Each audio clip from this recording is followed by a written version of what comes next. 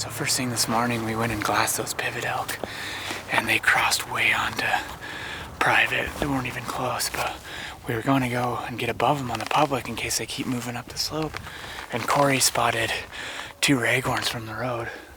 So we're gonna try to get the wind and see if we can call them in. So that's where we're at right now. Quick start to the morning.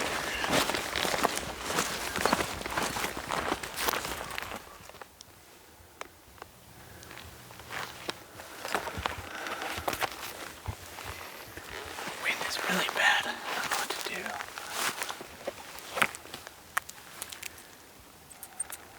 Switch. Smart thing to do is probably just watch what they do. Make a play when they bed down. Get the wind right. So these are the only elk we've seen realistically on public land.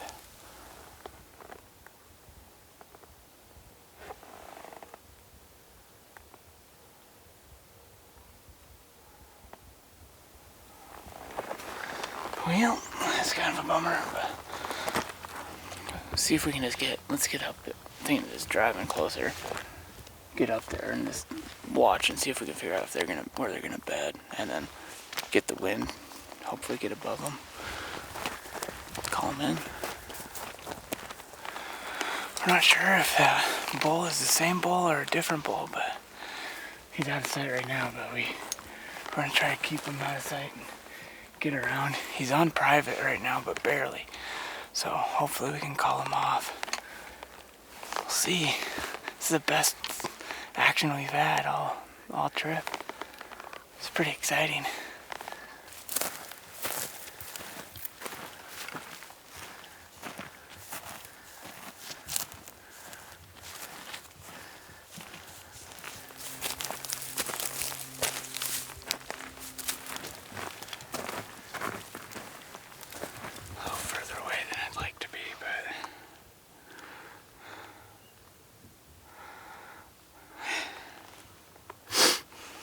Still probably 200-300 yards down the hill at least from where we last saw him.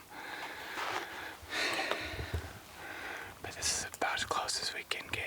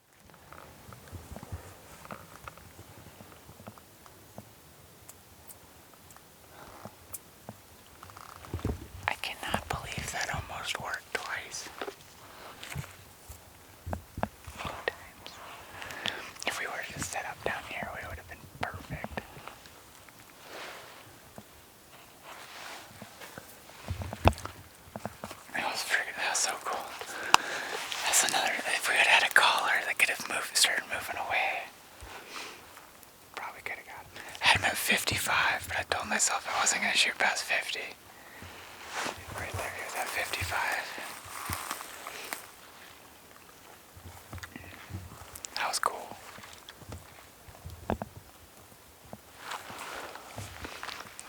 Definitely unpressured elk. Although he didn't come at archery range.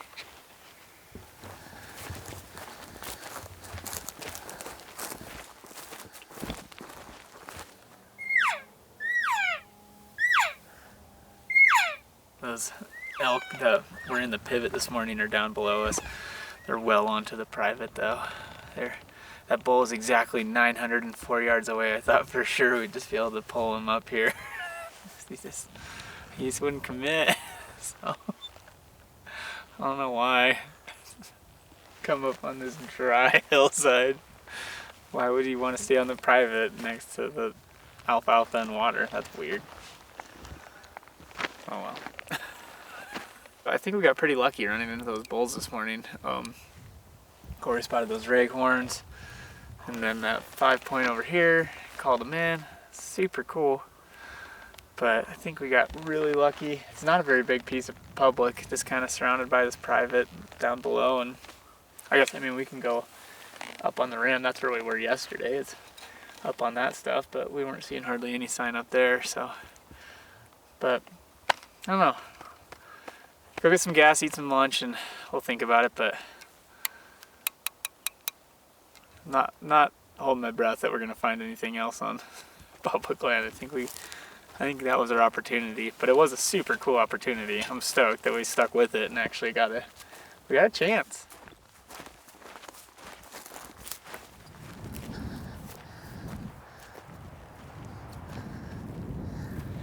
We decided to stay. I was about to call it, about to head home, but we have that like 1% chance of the elk being in a huntable spot again, and then even lower chance of probably actually killing one. But you never know. That big herd we no longer see. They moved off somewhere. But we kind of have a decent view of this face. If anything starts moving around tonight, maybe we'll get a glimpse of it. But realistically, tomorrow morning is going to be, I mean, from what we've witnessed on this face, they're down in the pivots in the morning and they're going to be coming up on this face. I think it's going to be really hard to catch them tonight. I don't know. Maybe. We'll see if we see anything, but tomorrow morning is kind of our last shot as far as I'm concerned. So we're just kind of chilling, hanging out, relaxing, see if anything moves tonight, and then tomorrow morning hopefully pick something up coming up from the pivots and kill it. It is the last day. It's the last day of the season. Our last day.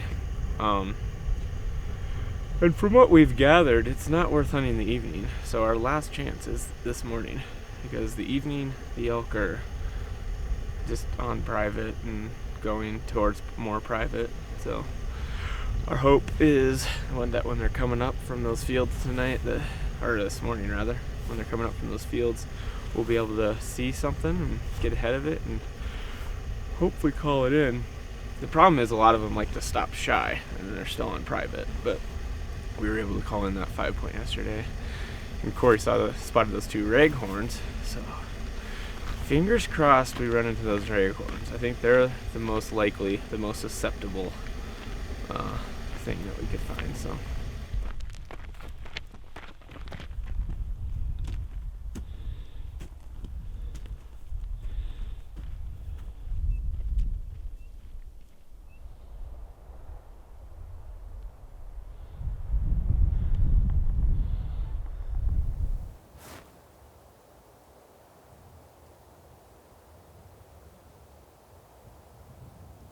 Not looking great. Cool sunrise though. But Corey spotted a delk down here. It's just like we never could tell if it was a deer or an elk. It's just like weird light and down in a draw, and we just see it for a second. It's definitely an antlered animal. This is either buck mule deer or a little raghorn elk. But we're gonna go bail off this face and set up and call again. And we don't see anything, but just figured might as well cow party a little bit, and if anything's in earshot, maybe we have, well, gotta try. And then maybe go down to the drainage where the delk is and give that a shot too. I think it's a deer. It's just like we could barely see it, but he's just like down in the draw, just kind of acting like a deer. But not over till it's over.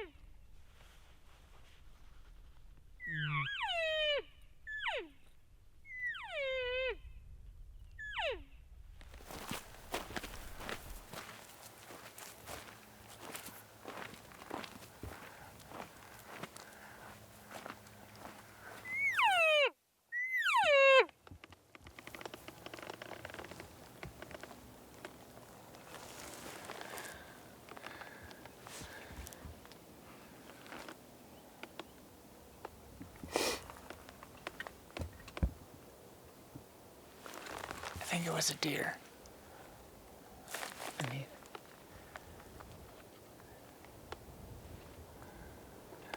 I don't know.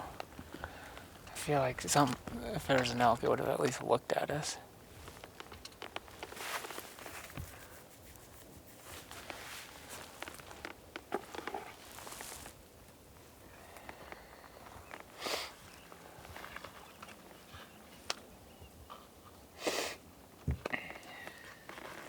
Mule deer buck under the tree. Not a raghorn. Dang it. I think this is marking the end of our adventure here. It's still sweet. Check out a new area. I can't say that I'm super stoked about buying a leftover tag again though. I think there's a reason they were left over. It's pretty tough fun, but it was still cool. See new landscape, super cool terrain. It was awesome out here. Hung out with Corey, saw some, we did see some elk. We had a head encounter, dang near got one. So you can't ask for much more, honestly. So, heck yeah. Good 4 days out here learning new country. But until next time.